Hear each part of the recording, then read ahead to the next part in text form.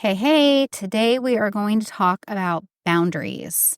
Well, actually, before we talk about boundaries, I want to sit and do what I will call a heart audit of all the tasks and priorities and things in your life that are on your to-do list or on your schedule every week. We are going to look at all of those things that you have to do, and we're going to realign them with God after we evaluate in our heart why those are the things that we are doing. So I want you to pause me here, or if your headphones are on, whatever, you can get up, grab a pen, grab some paper. If you're driving, just listen and then come back and do this later when you have a few minutes, because I want you to get a pen and paper so you can write down these things as we go along, and you can pause me as you need to or come back. So let's dive right in and get to this, shall we? Welcome to Seeking Over Striving. Do you constantly think about how to make more money? Are you uncontent and always searching for more? Do you know you need to slow down and see God in your business, but don't? Hey, I'm Beth, and I too was a Christian entrepreneur trapped in the cycle of boss babe culture. Like you, I felt the pressure of six figures, lived on social media, and hit burnout. I told myself there was no way to have a successful business without idolizing wealth and constant hustle. And then God showed me the truth. I needed to leave behind the way I'd been doing things and just follow Him. In this podcast, you will learn how to build your faith, see God in your business, and renew your mindset. So dust off that Bible, girl, and let's dive in. Hey, did you know that I have a private Facebook group for women just like you? Burnt out Christian entrepreneurs who want to find peace and fully trust in God's provision instead of striving their way to success. I know how hard this is, and I wanted to create a community of women who knew just how you feel. So join my private Facebook group, Making Money with God, at bit.ly/makingmoneywithgod.com, and I will see you there.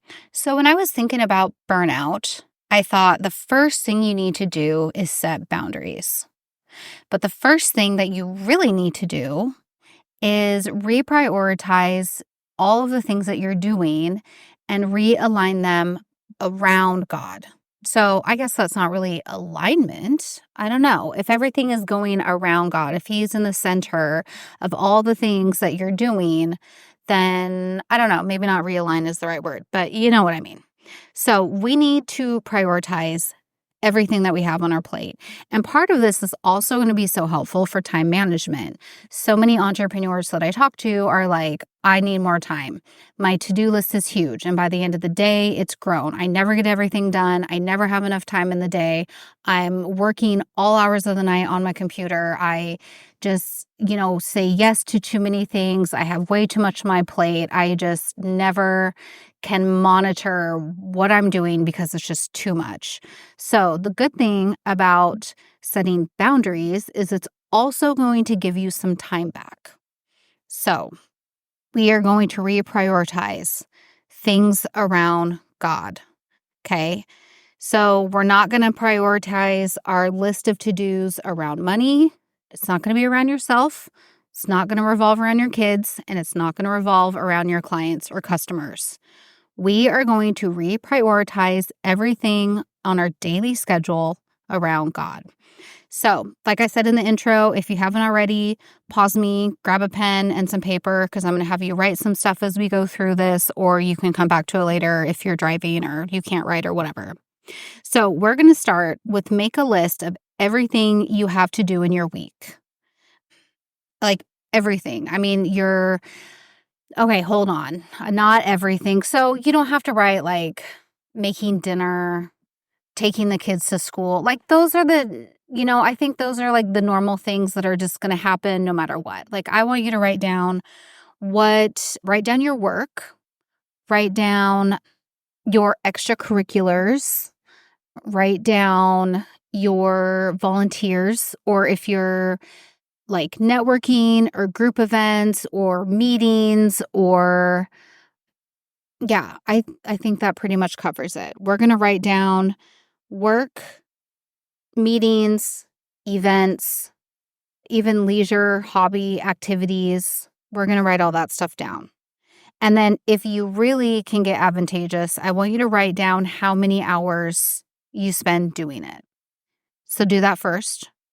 And then next, I want you to write down your monthly tasks. So maybe this isn't stuff that you do every week, but maybe it's stuff that you do every month. Like maybe once a month, like maybe that networking meeting is only once a month, or you volunteer once a month, or like a booster club meetings once a month. And if you already wrote those things down, like when you were writing down your weekly stuff, that's fine. Like just write down a list of everything you have to do every week, in the month, whatever. So we've written down our tasks. If you wanted to, you could write down how long it took you, each task took you. So now I want you to stop.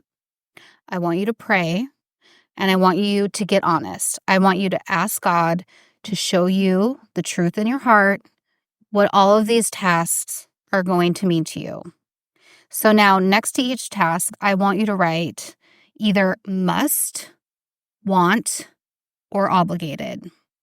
So if it's something that you must do, like go to work, write must. If it's something you want to do, like your leisure activity, or if you go to like a marketing event because you want to, or write down obligated.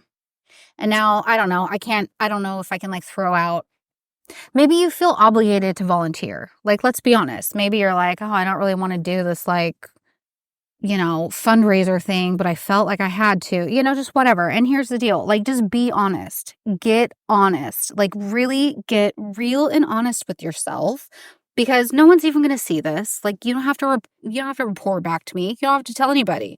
This is just between you and God, and you're writing down all of your things, and write down if it's a must, a want, or an obligation. So go ahead and do that. And now that you've done that, I want you to get honest again, okay? I want you to say another prayer, ask God to show you the truth in your heart, and now we're going to write down why. Next to these things, you're going to write down why it's a must, why is it an obligation, or why do you want to do it? So you're going to have to dig really deep here. Like, these are not surface answers. I mean, some of them might be easy, but I want you to really start peeling the onion as to why you are doing the things that you're doing. You must work. Why? To pay the bills. You want to go to the networking group. Why? Because it builds your business, and because you know people there and you enjoy their company and you want to see them, or you want to support them. Why do you feel obligated to go to the PTA meeting? Do you feel obligated because you're like the only mom out of all of your kids' friends that doesn't go? So you feel obligated to go because everyone else is? Like, those are just examples that came to the top of my head, to the front of my mind.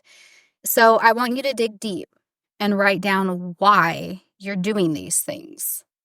And some of them might be a mix, okay? I don't want to get like too confusing, but as you start peeling back the layers, some might be a mix. Like, for instance, maybe you have to go to work. Like, work is a must, and the why is because you must pay your bills. But on the flip side, maybe you're overworking. Are you overworking? Are you working late? Are you working too many hours? Are you coming in on your day off? Do you really want to have Saturdays off with your family, but you feel obligated to work Saturday? And could you cut that Saturday and still pay your bills? But you just feel obligated to your Saturday clients, so that's why you're still doing it? I hope this makes sense. You may want to volunteer. If you wrote down, something that you're doing as a volunteer time, you might want to do that, but maybe you felt obligated to take on too big of a role. Maybe it is in your heart to volunteer and serve, but you really only have so much capacity and like actual technical physical time in your week to do it. But maybe someone like talked you into doing more, and now you feel obligated about it. So some things could be a mix. And again, I hope that doesn't make it too confusing. The whole point is I want you to sit down and look at all of the things you're doing and why are you doing it? Do you really have to volunteer at every single school event? Or do you like the kudos you get from it? Or do you think it makes you a better mom? Or do you just feel like you're not a good mom, and so like over volunteering somehow gives you some worth? but you're actually resentful the whole time because you don't really want to volunteer that much, because you really don't have the bandwidth for it, because you own your own business and you can't do a million things at one time. Listen, the point is, ladies, we cannot do everything, okay? We cannot do everything. And we live in this world that's full of girl boss power. You can have it all. You can do it all. You can run a multi-million-dollar business all by yourself and be the perfect mom and have the perfect body and feed your family the perfect foods and be the perfect boss and also be the perfect wife and be the perfect Christian woman. Guess what? None of that's true. None of that is true. We cannot do it all, and we should not do it all. God does not expect you to do everything. There are things that he calls you to do, and he does expect you to do them well and with integrity and for his glory, but he does not expect you to do everything. Going back to the example of work, maybe you love your job and you're, more than happy to do your job and more than happy to work, even though you have to technically do it to pay your bills, but you're tired of overworking. You're tired of feeling obligated to come in for clients when they miss their appointment, or you're tired of working evenings or Saturdays because you just physically need to be there for your family now, but you feel guilty. You don't have to keep working Saturdays. Like, ultimately, all of this does need to be centered around God, but your family is next. Like, if your obligations and priorities are putting a strain on your family, they have to be cut back to where it's no longer a strain on your family or your marriage, your children, all of the above. Like, that took me a really, really long time to learn, you guys. I've been an entrepreneur for 20 years. I have our oldest daughter, she'll be 15 in December. Right now it's June. She's 14 and a half. It's literally taking me 14 years since our daughter was born to figure out I have to put my family above my job. I have to put my family above my clients. If I lose clients because I can no longer come in on a Saturday, so be it. Like, that sucks. And it is really hard. I'm not saying it's easy. It is very hard, especially when you've cultivated relationships with clients or customers for a decade and then suddenly you can't accommodate them anymore. That does suck. And we do want to be accommodating. We do want to be there for our clients, but you have to be there for your family first. And that's, again, it took me so long to figure that out. But part of that was also because I just didn't trust God and his provision. I thought I had to be there to make that money.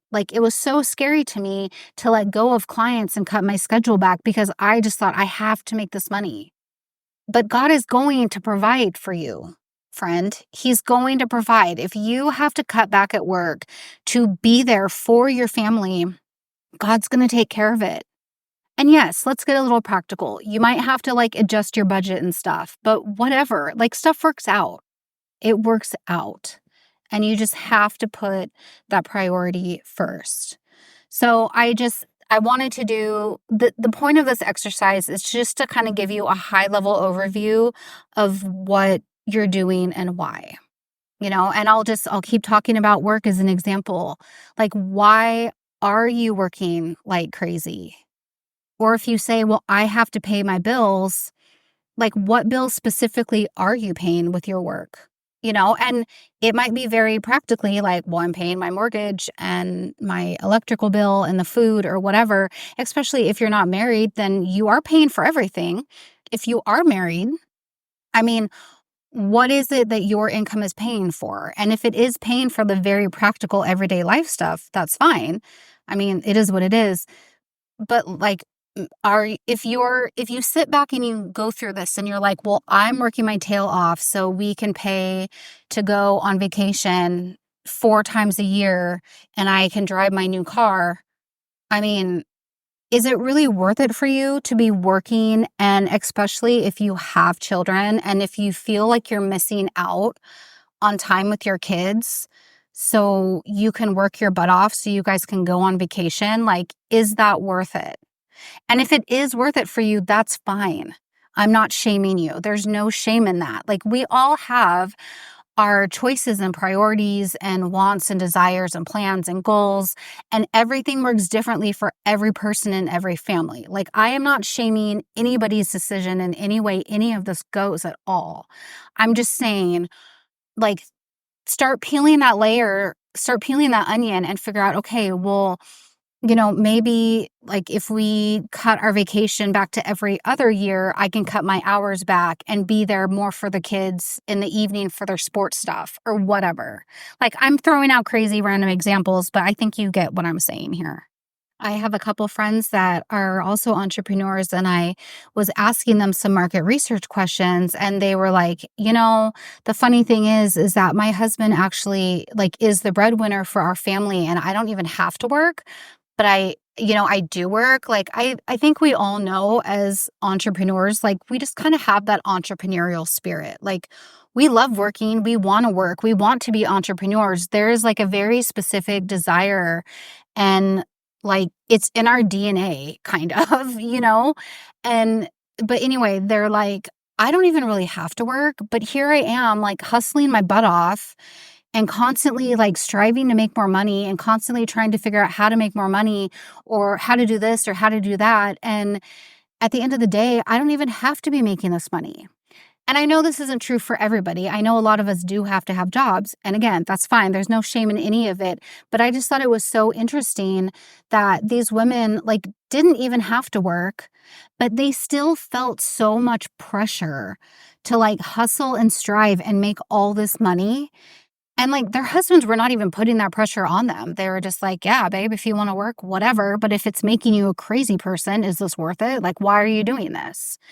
And so it's just, like, again, it's peeling that layer. Like, why are you working your butt off? Do you really have to be? Let's just start evaluating these things. Like, if you feel obligated to do something, why do you feel obligated? Like, do you think you're not a good enough Christian if you don't do it?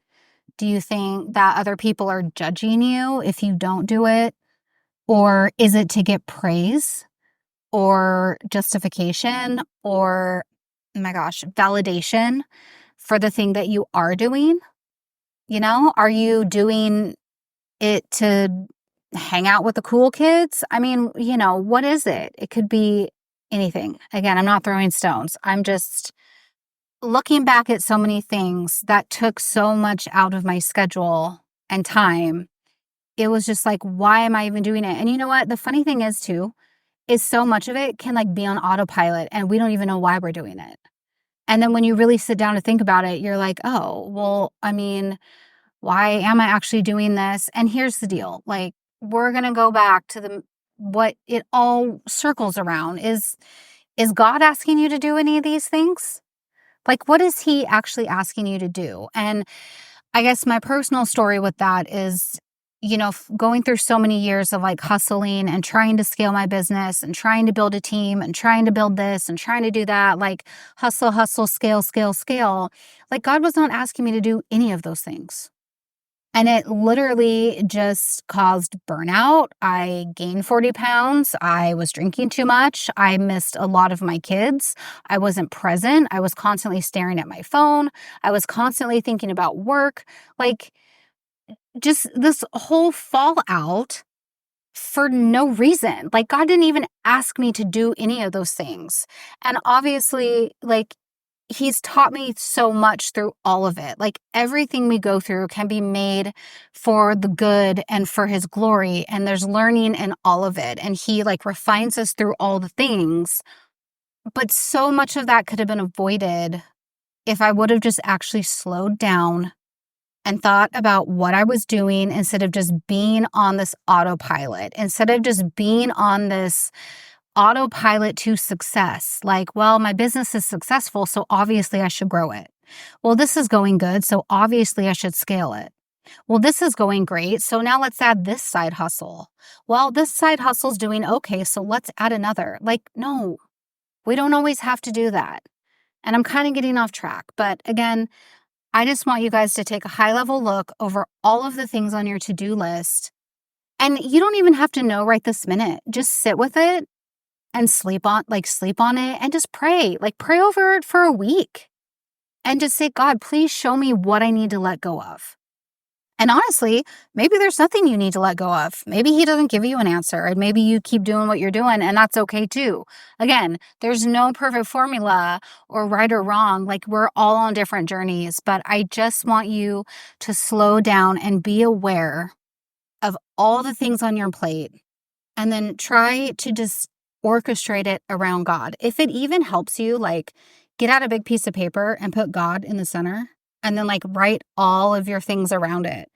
And then go to each one and be like, does this even connect with him? Like, why am I doing this thing? Is this something that God asked me to do? I don't know. If you're visual, maybe that like visual would, help it kind of go through your brain a little bit differently. I know that stuff kind of works for me. But anyway, I'm going to wrap it up. I would love it if you actually do this exercise. I would love to hear what you think about it. You can go to our private free Facebook group, Making Money with God, and you can post it in there if you want to. If you actually did write stuff out, if you want to share it, you're welcome to share it. But obviously, all of this stuff is just between you and God. You don't have to share it. But if something really resonated with you and came through for you, or if, you sit and pray on it for a week and there's like something major that God showed you, if you were like, oh my gosh, like God just really released this pressure for me to work on Saturdays from my heart, and I just feel total peace with telling my clients, like, I can't do Saturdays